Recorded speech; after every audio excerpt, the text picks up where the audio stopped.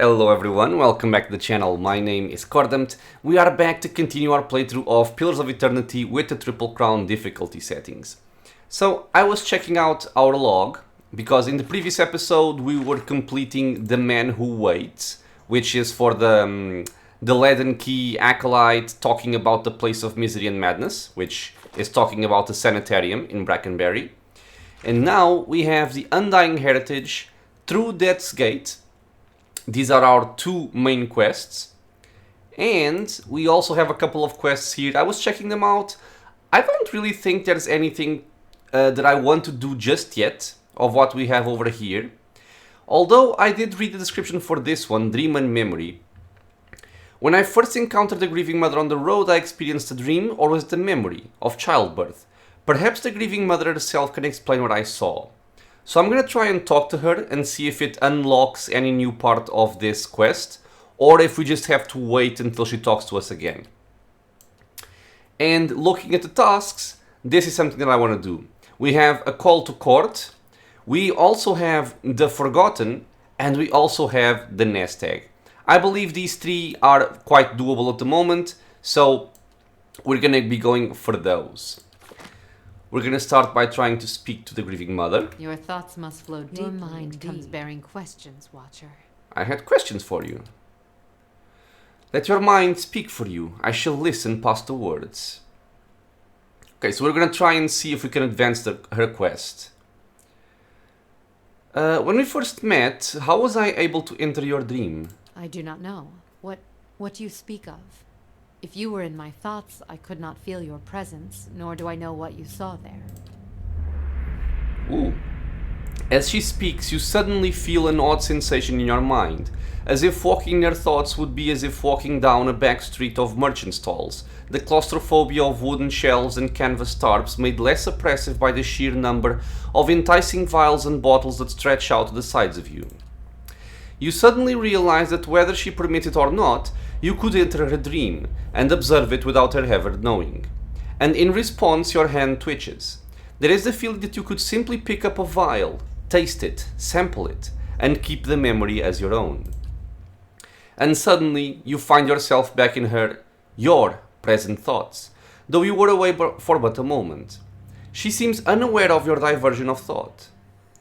It may be one of your gifts, an ability to walk in memories as easily as someone walks upon the ground.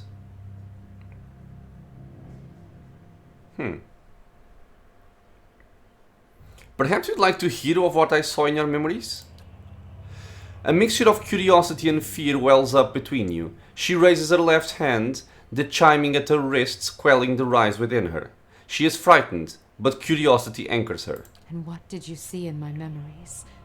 I would hear you speak of them.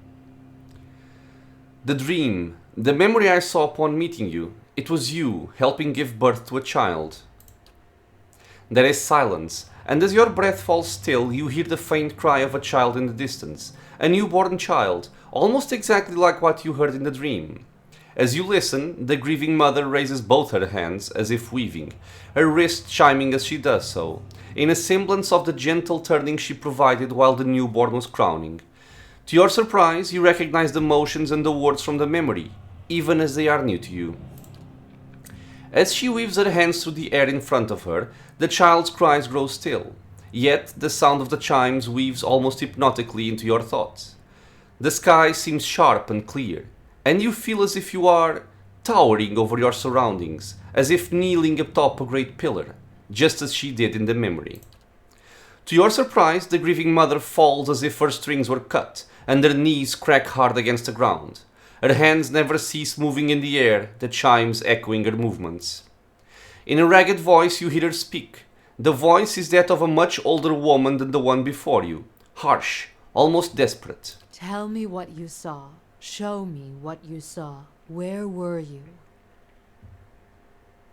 Oh god, I gotta remember. I think it was a mountain ledge.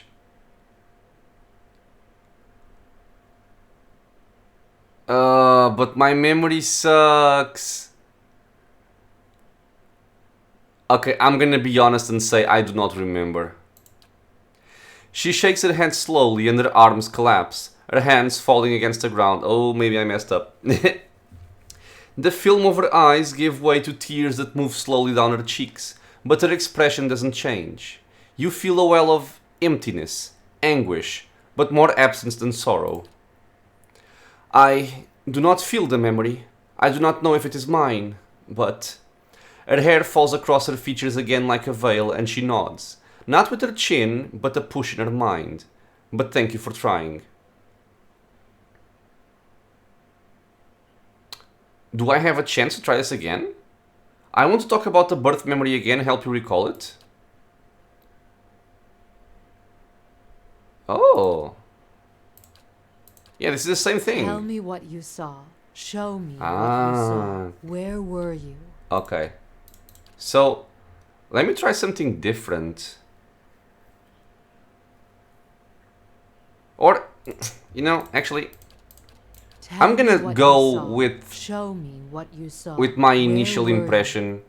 I think it was in a mountain ledge. She leans back as if looking back at the sky, but her eyes are closed, the film building on them. With a slow intake of breath, you feel time become quiet around you. Okay, so the same thing. Well, I guess we can kind of brute force it. Tell me what you saw. Show me what you saw. Where were you? We were in the middle of a clear forest with a strong wind tearing through it. Okay, same thing. God damn. Tell me what you saw. A huge forest? Show me what... Oh! So a huge forest stretching out beneath a great rock, and the dialogue changed. As she kneels before you on the ground, she whispers to you, hoarsely and even fainter with the distance between you. The stone of the plateau. Its color. Oh, come on. Tell me its color. I don't remember, woman.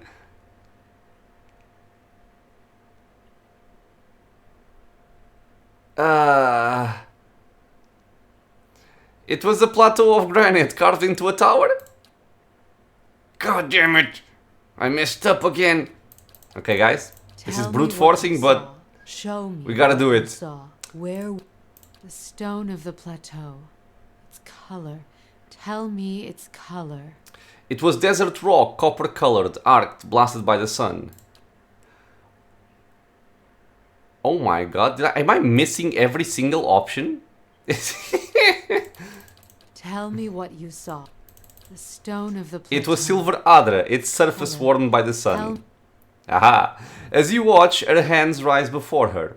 She clasps them, then cups them, as if feeling them for the first time.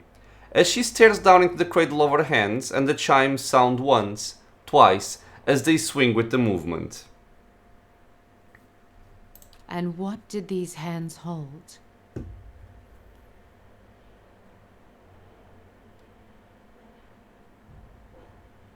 I think they held a mother while she gave birth, painfully. Oh my god, man. Tell me what you saw. The stone of the plateau. Its color. And what did these hands hold?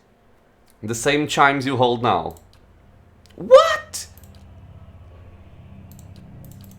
Tell me what you saw. The stone of the plateau. And what did these hands hold? Really? The correct answers I don't recall? I'm not sure. There was a child you were bringing forth, that much is true. And your hands, I don't recall. Oh, Jesus Christ. Out of 3 options, I failed every single one of them twice.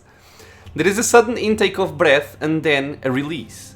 Her eyes blur closed, forming into slits. But in the brief glimpse you have of her changing expression, the rippling pain in her features seems to have smoothed. She swallows, once, twice, and then you feel her once again in your thoughts, the rasping husk of her voice swallowed and drawn within her.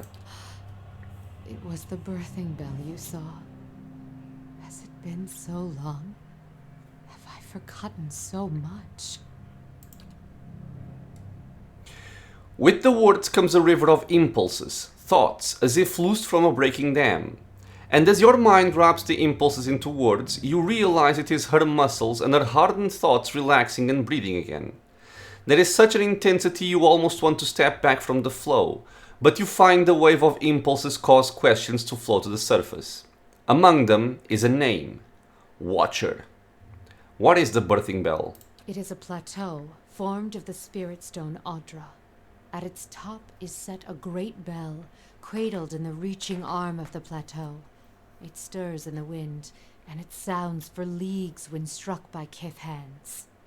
In distant times, the great bell served as a Glanfathan watchtower, perhaps. Why they abandoned it, I do not know. Other men came in time, settlers, and claimed the tower as their own. I, in turn, claimed it from them. The pillar became a cradle where I could draw new souls into the world.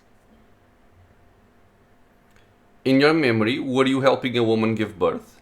Yes. Yet, I believe you only saw a small part of the birthing ritual. It is not all in a moment, nor in a day. It is a journey of many years between the child, the mother, and I. Okay. So she accompanied the child's growth, I guess? There was much I could do to aid the mother. Some sought the physical comforts of ritual to steady their thoughts, even others from the bell. Others would seek advice, words of counsel for the days ahead. I was able to provide draughts, tinctures, and the reading of the child's spirit, all to strengthen the mother. I'm guessing this has something to do with the Hollowborn. A telling of the child's spirit. Many would come seeking their child's future, or a reading into the child's past, the lives its soul is said to have lived. There is a slow chill, and for a moment it seems as if she is going to fade from your vision, as if she can't bear to be seen. And there is a spike of fear, alarm. Such things are not mine to see. I meant no offense. Oddly enough, it feels like she's not speaking to you. It feels like she's speaking to an audience. The air takes on a curious edge, a chill, which persists for a sharp moment, then fades into a dull fear. You feel the word Watcher resounding in her mind. You're frightened. Something about Watchers. As the thought of Watchers crosses your mind, you feel a sharp pain, stabbing, and a sudden burn of lashes across your back and shoulder. And then it is gone, and you feel the grieving mother before you, silent, almost fearful, wary. I was something else, but because the title Watcher was cast on me, the word carried a weight I had neither earned nor deserved. The world seems filled with such titles. They distract, I think, from the actions of the person, from their strengths.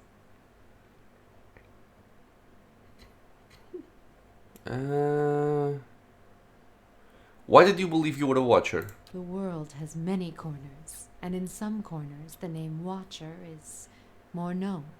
It is an easier title than others, and at times it is easier to wear.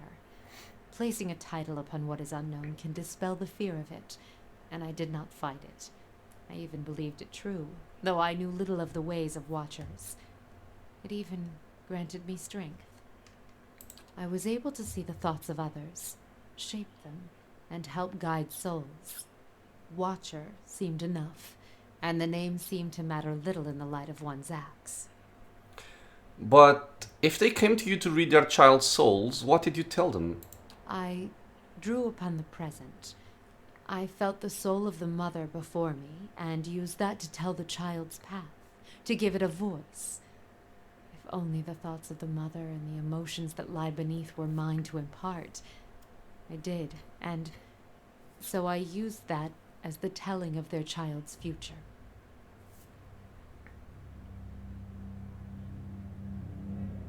What if it turned out to be untrue?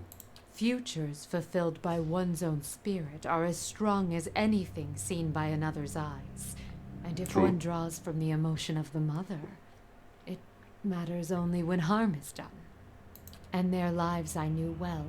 I could weave their lives, their thoughts over time, to the mother, to the child, and once the child had been born, was sheltered, I could relax the threads of thought until the child could stand on its own.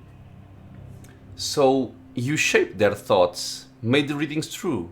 This is my calling, to show them the life I see before them, And even greater, make them believe it. Not sure I'm agreeing with this anymore. That is not what a watcher does. We do not shape minds, we see them as they are.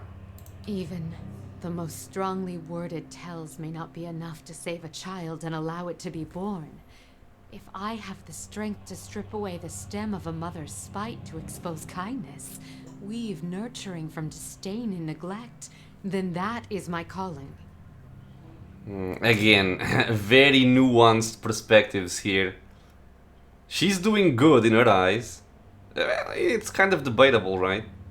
And with the weight of Watcher behind my thoughts, these tells gain strength. Strength I never possessed on my own. They believed. And what they believed became the truth. With each child that was set upon that path, the title of Watcher became stronger. You must understand, without such weight upon my words, many lives would have been lost, drowned, cast in the lake beyond the bell. Now the trail to the lake is lost and reclaimed by the forest, as was meant. A Watcher was not there to look over us, but it was a Watcher that saved them, and with a Watcher's strength, children were born, were cared for, and grew strong.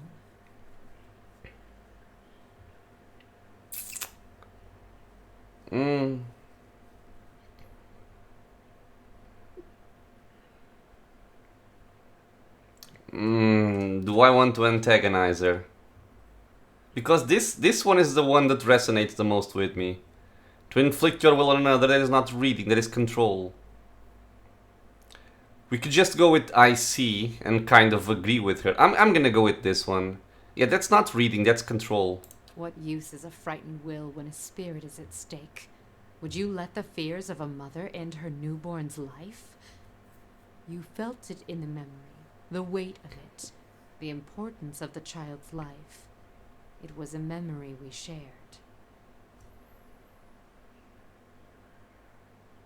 That memory, it's not the truth, is it? And suddenly there is a rasping cry across your consciousness. She raises her hands and you see the chimes draped from them, yet they make no sound as she moves. A greater good was done, and children were saved. It is a choice you may be forced to make one day, and when faced with it, you will make the same one.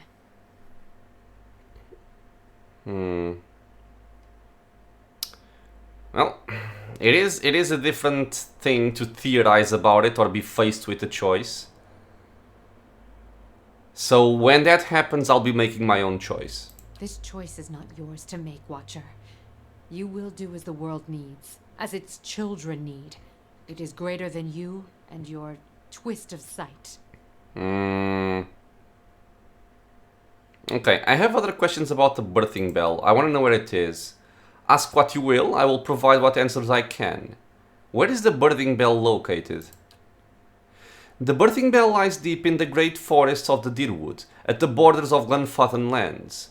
Surrounding it, barely a town, not one you would find on any map, but it held an important place for those there, even if we were far from the beaten track. Small families tied like a knot, joined the tourists in mind, in thought. All were welcomed, all had purpose. Okay. Discuss something different?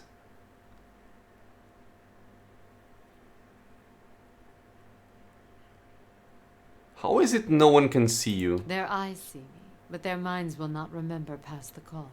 Man, there's a lot to tell about this woman's history, Jesus. A call? My face is like the call of a newborn, hiding the face beneath. And for my body, I am able to wrap myself as a mother cradling her child. I am here, as you see me, but to them, their eyes see only the cloak that I wear, a peasant mother, dirty, shabby, not worth knowing. As a watcher, you see more than others. To the eyes of most, I am as unseen as the spirits you share memories with. For the ones who might not know it, as I just didn't, I had to search it up. A caul is the amniotic membrane enclosing a fetus. Okay, learned something new today. How are you able to affect minds? I divert the flow of their senses down a different path, to a place easily forgotten. It is not unwelcome when one does not desire the presence of others. The surface of their minds registers a figure, but the memory slips away. They see a woman, but there is no desire for conversation, no desire for any questions, and I have none to ask. Okay, let us continue our journey for now. Because, yeah, talking with the grieving mother, this is the same thing I said the first time we picked it up. There's a lot of dialogue with her, which is both good and bad. And for me, for now, that's enough. Let's continue with our quests. Okay, so she didn't really advance her quest. I think it's still the same thing. Where was it? Dream and memory. Oh, maybe it did advance. Oh. Okay. Perhaps she'll open up more as our journeys continue. Okay, so we did advance her quest. That was necessary. Cool. Of course. Oh. Hello. Greetings. Dunryd Row messenger. Beg your pardon, I have a message for you. You are summoned to Hadrat House, where Lady Webb wishes to meet with you as soon as possible. They say she's an ancient spider spinning her nets throughout the city. He gives you a careful look. If she wishes to see you, that either bodes very well or very ill. Tell me about Lady Webb. Do you not know Lady Webb? She's, well, no one's seen her exactly in a long time, but she's the mistress of Dunryd Row. Has been for as long as anyone can remember. He pauses, eyeing passers-by with suspicion. Quietly, he continues. She's supposed to be old, older than anybody, and she never leaves her room. Some say she's wasted away and she's just a pile of bones kept animated by dark magics. She's still at it, best anyone can tell, learning things, keeping us safe, pulling the strings behind the throne too, it's said. Has a ring of Cyphers doing her bidding, telling her everything that goes on. You do wrong in this country, before you go asking the gods for forgiveness, best you ask Lady Webb first. Okay, I'm just gonna say very well because I know where she is. And we have the new quest, the Hermit of Hadrat House. I have been summoned to Dunryd Row by Lady Webb, a reclusive woman who seems to know more about me than I know about her. And it's the Hadrat House in Brackenberry. Since we're here, and this is the house, I'm just gonna go there now. Oh? Okay. The older robed man. As you near the apparition, you are overcome suddenly by a powerful anxiety that sits like a stone in your stomach. The feeling is not quite real, the recollection of an emotion rather than the emotion itself. It wrenches your insides nevertheless. The apparition's brow is tensed, a look of concern plain across its face. The other missionaries say you have been neglectful of your duties. It's kind of funny that some voices are much louder than others. My mind has been elsewhere. Oh? And what troubles you? The pain in your stomach deepens, and you feel for a moment as though you are about to be sick. Your mouth has gone dry. Forgive me, Eminence. I wish to leave the order. The man folds his fingers together and presses them to his mouth, thoughtful. You have been an apt student, and your convictions have inspired those around you. May I ask what has changed to make you feel this way?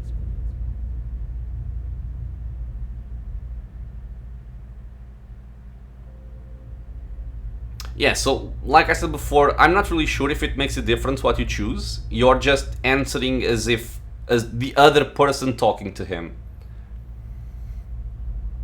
Sure, the people we intended to convert, they committed unspeakable acts, sacrifices, mutilations. The apparition exhales slowly and its lips press together, a sympathetic rapport in its eyes. It places its hand on your shoulder. These are the ways of the heathen world. Surely the gods would do better to destroy us all and start anew. No. Perhaps they would. It may come to that one day. This is why we must not fail. The heathens are beyond the gods' reach. They do not know better. We are tasked with delivering them to the gods, so that the gods may heal their souls. What do you mean by delivering them to the gods? Is such a thing possible? I have seen it with my own eyes. You will see it too, if you choose to remain. There is no greater calling than the one we have chosen. Neither words, nor wealth, nor battle will end this suffering. Only the gods. Will you give them that chance? The knot in your stomach seems to loosen all at once, and the anxiety is replaced with something else entirely. Something warm and soothing, and it is something you know you can never repay. As the vision fades, you start to become cognizant of the many odd looks aimed in your direction. Your last response echoes in your mind. I will. Okay. I don't really remember how this conversation progresses, so I'm kinda curious as well. Don't know what's gonna happen there. Okay, so we gotta go up. That's where Lady Webb is. And I think this is happening because we have done quests for all of the 3 factions. I don't exactly remember the trigger for her inviting us. Hello, Lady Webb. So, first thing to do here is, naturally, see what we can steal. What is it? You know me. This needs to be done. Ooh, she's very quick to... Okay, never mind. Hey. She's very fast to find us out. This woman clutches a thick stack of parchment with spindly, wrinkled fingers, their flesh stretched thin to near translucence with extreme age. A gossamer veil over pale blue veins. Ink splotches and candle burns dot and stripe her hands like a quilt patterned after some great, indescribable truth. She does not look up from her reading. So, the messenger conveyed my summons. A miracle that would make the reincarnation of Aothis look like a child's cantrip, surely. It doesn't draw the most inspired minds, messaging. They failed me so many times of late, I nearly sent a cipher after you instead. So this is the Watcher who took over Caed. Oh, don't look so surprised. It isn't an attractive expression. I wouldn't be where I am for long if I let details like that escape me. Kinda leans in toward you. A meager trick, given Caed fame. And this fiasco in the sanitarium that you seem to have gotten yourself into the middle of. What in blazes possessed you to stir that nest of trouble? Okay, so this is probably the trigger, right? We did the quest, the man who waits, and then we got this invite. There's someone I need to find. Not just any someone, though. Someone in the service of the Leaden Key. Oh, she knows. You're not the only one with an interest in their recent activities. I've lost 4 Cyphers this year alone trying to get someone inside their ranks. As it is, we only have our suspicions about who is in the group and what they intend. Which I suppose means we have much in common with them. I asked you here because I wanted to know what your interest was in all of this. I thought perhaps we might help each other. Why are you looking for the Leaden Key? I'm not actually sure that I want to reverse it. I ran across a man in one of the ruins. It's important that I find him again. She closes her eyes and the lids flicker.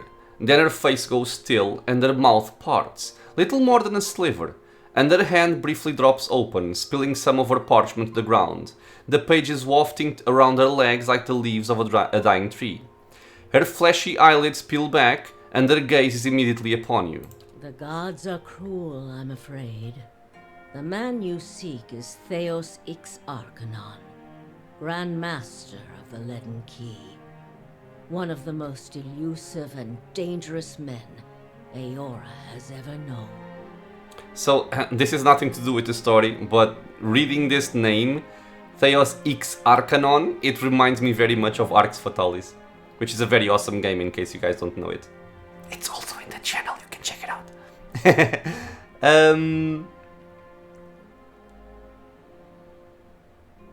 How do you know I seek Thaos? Because you have seen his face, and that makes it a simple matter for me to see it. You even happened to catch him in a ceremonial garb, it seems. Must have been a special occasion. What can you tell me about him? More than most, though very few would know so much as his name. And there is no way of knowing how much of what I've read is true. The Leaden Key dates back more than 2,000 years. If rumors are to be believed, Thaos was the one who created it. So, normally this wouldn't make any sense, right? Because Thaos would be dead by now, many times over. But given that we've seen some souls, or at least one soul, that can travel between hosts, maybe that's what's happening here?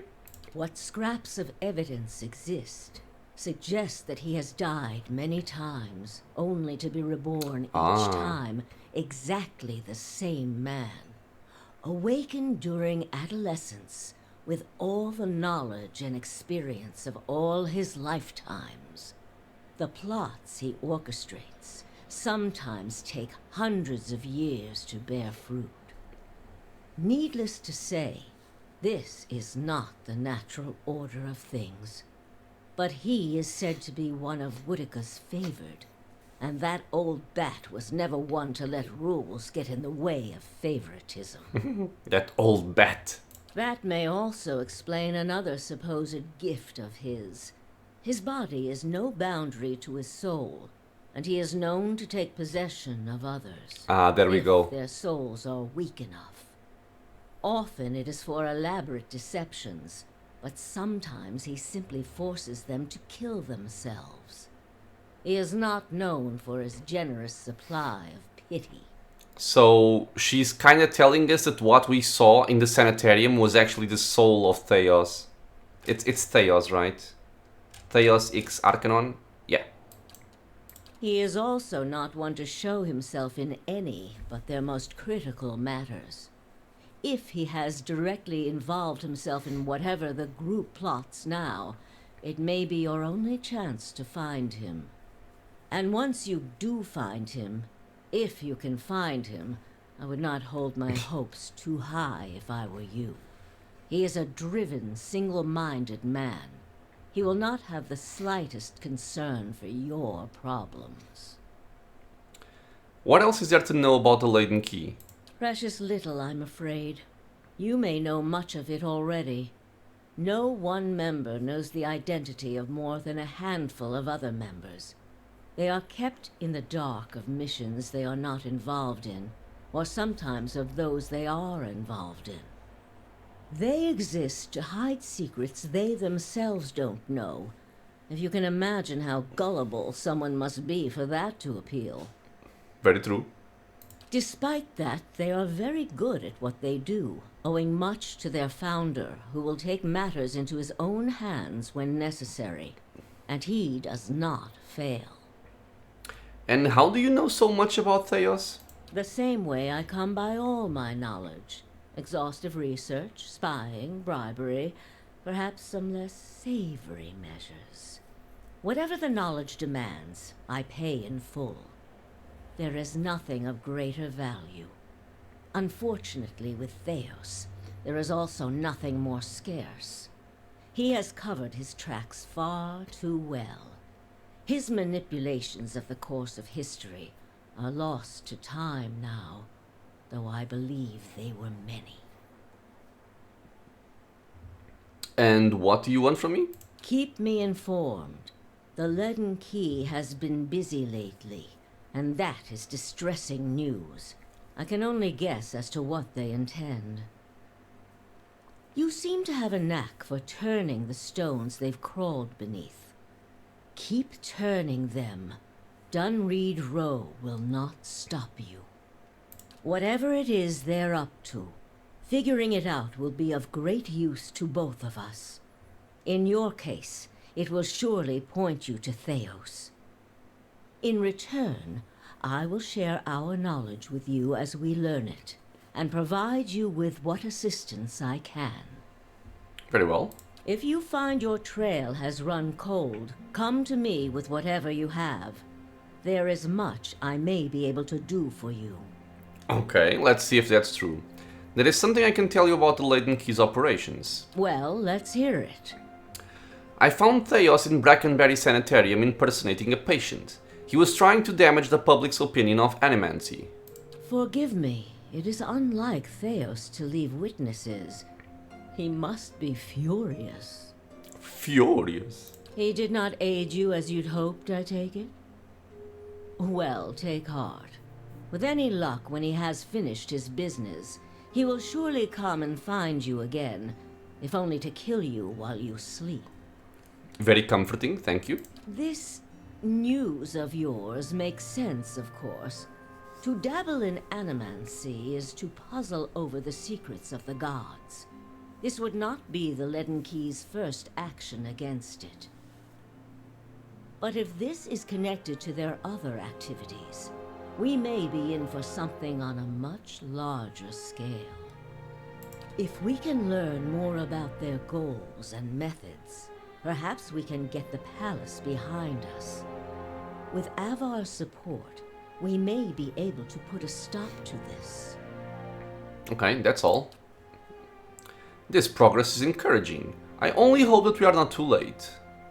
I have other questions? Yes? Well, we can kind of pry a little bit here. How did you come to be here? Me? I started this place, in a different time, under a different duke.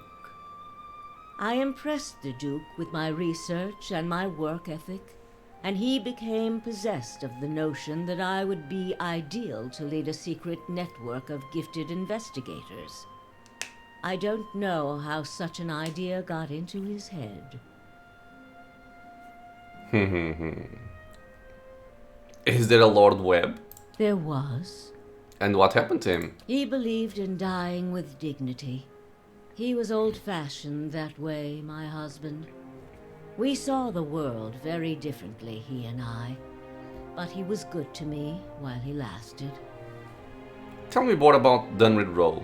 All the things there are to know in this world, and you ask me about work. Deerwood is a rebel country. Conflict is in its blood.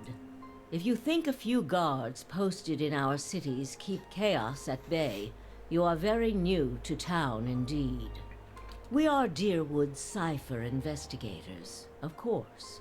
But what we really are is its last barrier against anarchy. People are more at ease when they believe they are watched over by someone more enlightened than they are. It pacifies them.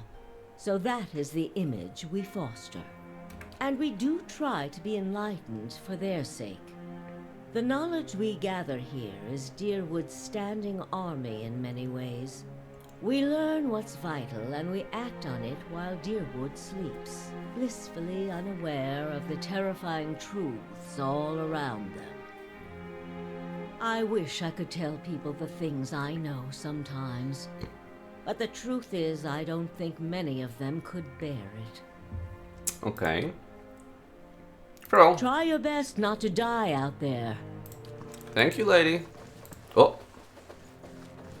The notes are scribbled in a cryptic shorthand. Okay, so we learned a lot of things here.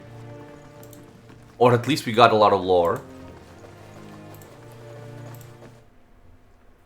And I want to check the state of this quest. I think the quest is simply to come back to her and provide information about the Leaden Key. I let her know.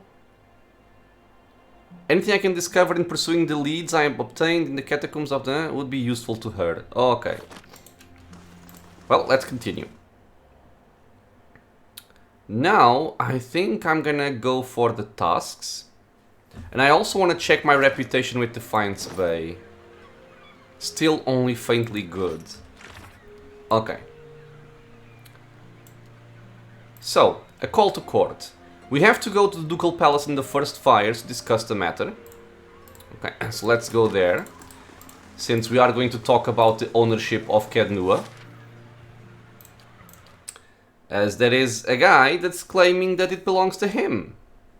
And we shall have none of that. Okay, so Ducal Palace, let's go. I also have to buy some more supplies and sell a lot of the things we have. A local lad is reported missing. Those with information as to the location of the boy Darren should seek to order in Ondra's gift. This is actually a quest that this guy is telling us about. Interesting. Wailing near the lighthouse. Refugees. Okay. They want to talk to the Duke. I didn't want to come here, but my village wasn't safe anymore. Okay.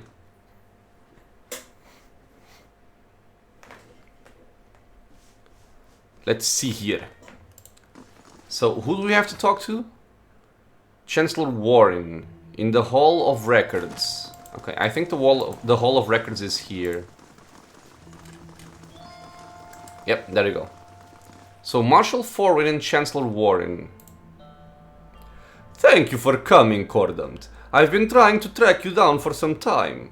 I don't know why you sound like a vampire, but we're gonna go with it. This is Marshal Forwin, Earl Badamar's military advisor. He will serve as a witness to this proceeding. He gestures at the man next to him. Well met, Road Warden. Your reputation precedes you. I admit, you've created a bit of a stir throughout the nobility with your reclamation of Caed. Most are still not sure what to think of you. What's this about? The legitimacy of your claim to Caed is in question. Earl Badamar has issued a ruling on the matter.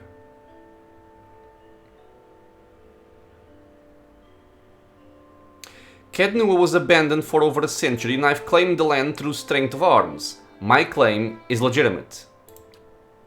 If there were no other claimant, you would be correct. Unfortunately, this is not the case. All will be made clear once Lord Gathbin arrives. Do you have any questions for me while we wait?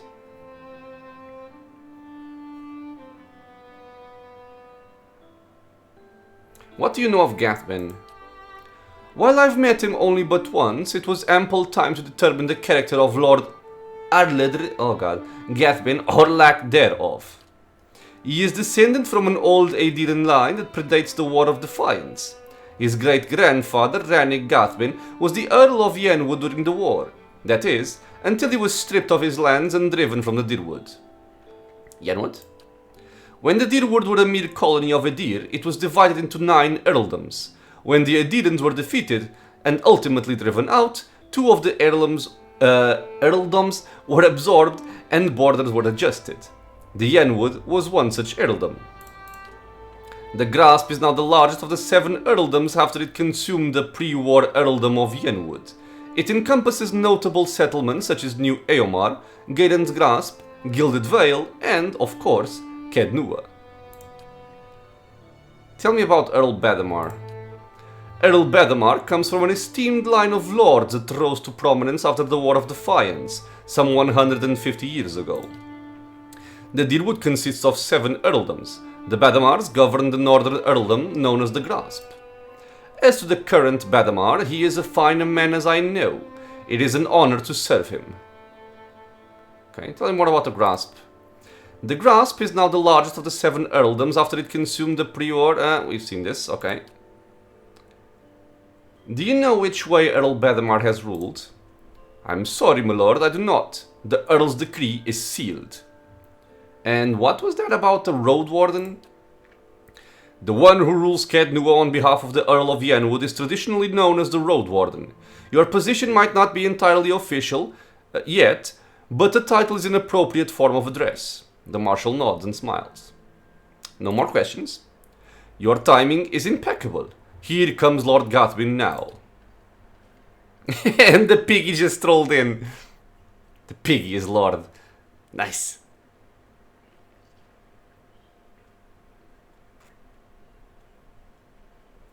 An opulently dressed man strides toward the Chancellor, his sandy hair trailing him like a banner caught in a light breeze, boot heels echoing throughout the hall.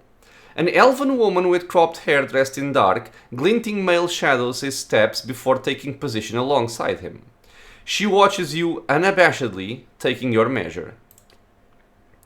Let's move past this formality as quickly as possible. I've other matters to attend to. It's well known that Caed belongs to me by right. And where is this pretender? He who murdered the Redricks, my own sister and her husband, and now steals my land?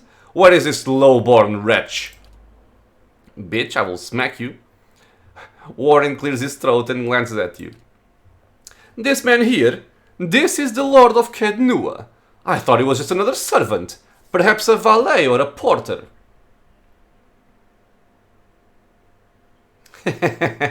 Everyone who wants their own keep, raise a hand. Go on, don't be shy. Nah, I don't want to be sarcastic. Can we get on with this, please? Warren breaks the seal on the scroll and unfurls it.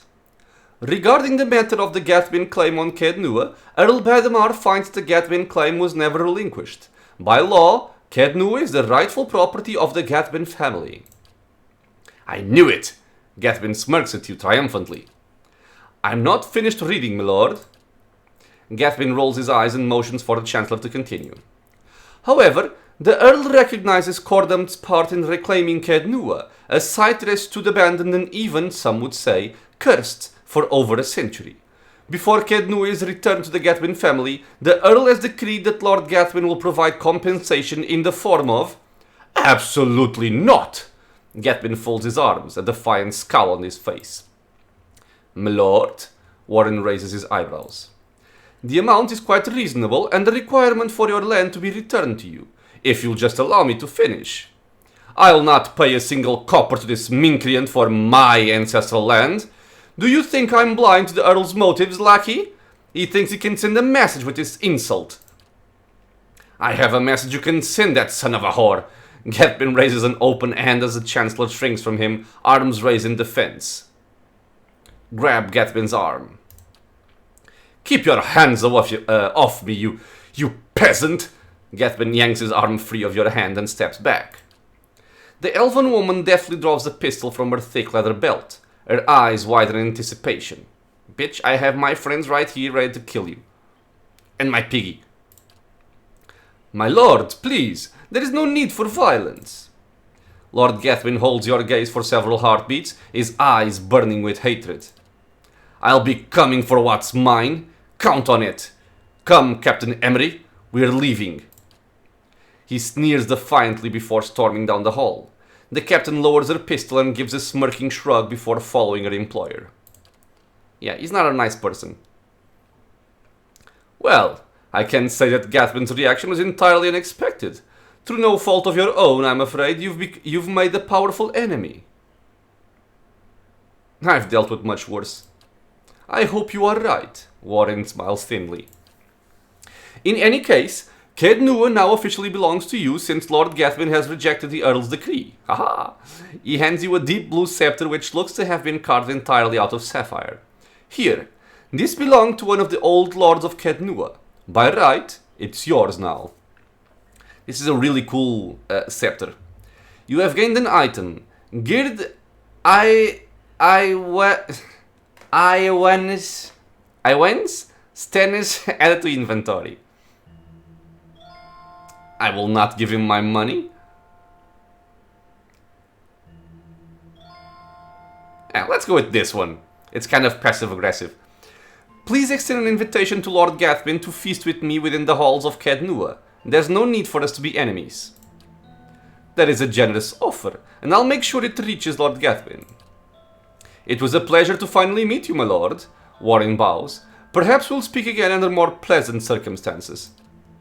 Farewell, Cordamt. The Marshal nods at you and leaves. Task completed. A call to court. So what do we have? Lord Gathbin rejected the Earl of Yenwood's decree and Caed remains in my possession. Something tells me that Lord Gathbin isn't done with me yet. I should remain on my guard. Well, he doesn't want it. He doesn't want to play nice. I'm just gonna keep my keep. And where is it? So this is what I wanted. The unpronounceable stuff, or scepter in this case. This is a soulbound weapon, like we've seen before. This is something, well, I can just read it. Soulbound items are unique items that can magically bond with the soul of a single character. Once bound, the item can only be used by that character unless the bond is severed. A soulbound item will increase in power as the wielder completes certain requirements specified in the item's description. Okay, so right here what we have is like a normal scepter, let's say. It does have a plus 20% raw damage, and it also has accurate 4, plus 15 accuracy, plus 15% damage. And in order to progress, like we saw in the soulbound description, we have the requirements, and the first requirement is bind this item to unlock the next level. So what it says here is that the unpronounceable scepter, the blue stone scepter, is remarkable in that it has been shaped from a single sapphire. Its only other component is its grip, made of silver bands.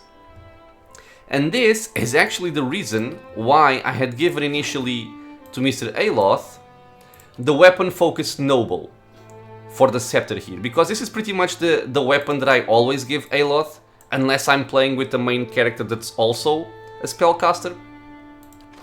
And this, I think, only binds with certain classes.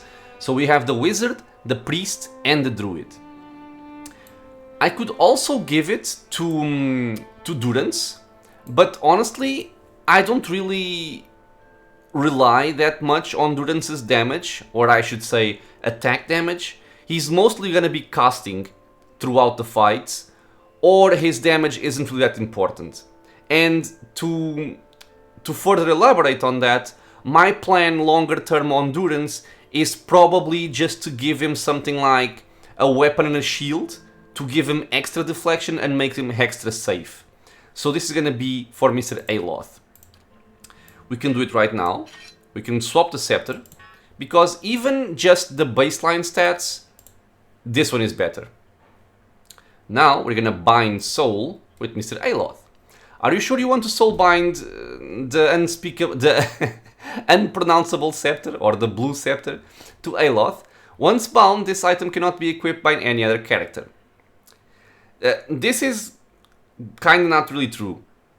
I think you can give this to another character and bind it to another character. The cost for it is that you will lose all of the progress you have gained so far with the current character. So right now, our objective here to improve this weapon is to deal 200 raw damage to enemies with the unpronounceable scepter, the bluestone scepter, to unlock the next level. And this is gonna be relatively easy, I think. We just have to auto attack, and that's fine. But now we have a cool weapon for Mr. Aloth. We are very happy. We can continue on our quests.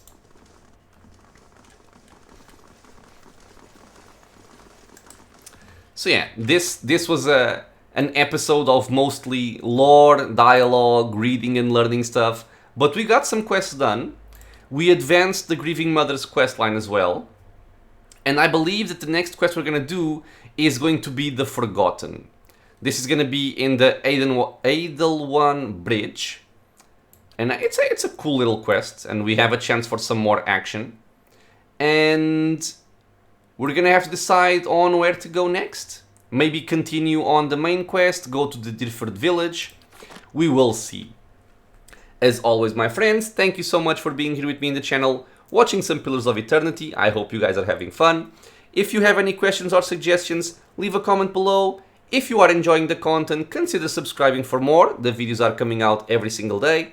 And I hope to see you all in the next episode. Until then, stay safe everyone.